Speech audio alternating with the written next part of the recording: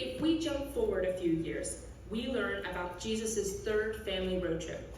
Although this trip was one they took every year to Jerusalem, this particular trip was worth writing about. Jesus was no longer a young child. He was now 12 years old, and his parents were taking him to Jerusalem to celebrate the Passover. After a week or so of festivities, Jesus and his family packed up their things to head back home. At least, that was the plan. Believe it or not, Mary and Joseph headed home and forgot Jesus in Jerusalem.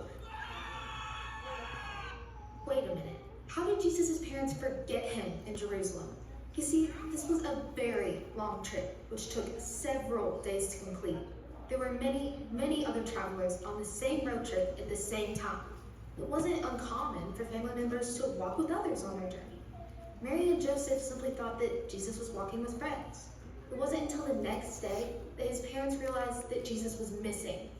And what did Mary and Joseph do? Well, they did what all parents who lose their children do. They turned around and went back to Jerusalem to search for Jesus. It wasn't until the third day that they finally found him. And do you know where they found him? It wasn't at the fish store, the swimming hole, or even the local arcade. It was the temple. He never left. Jesus' parents were scared and worried when Jesus was missing, but he wasn't worried at all.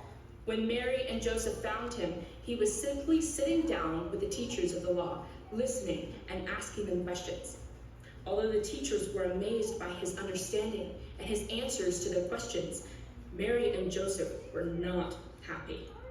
Mary said, "Your father and I have been worried. Why did you treat us like this?"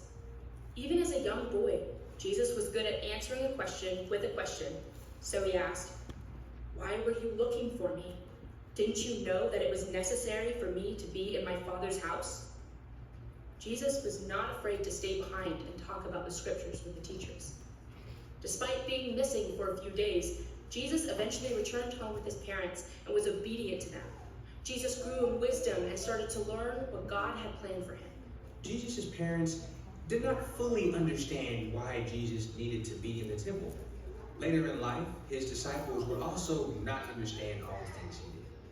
Jesus shared God's wisdom with his parents and with his disciples. We can trust God to share wisdom with us too. I know it may be hard to believe, but that's just how it happened in the Bible.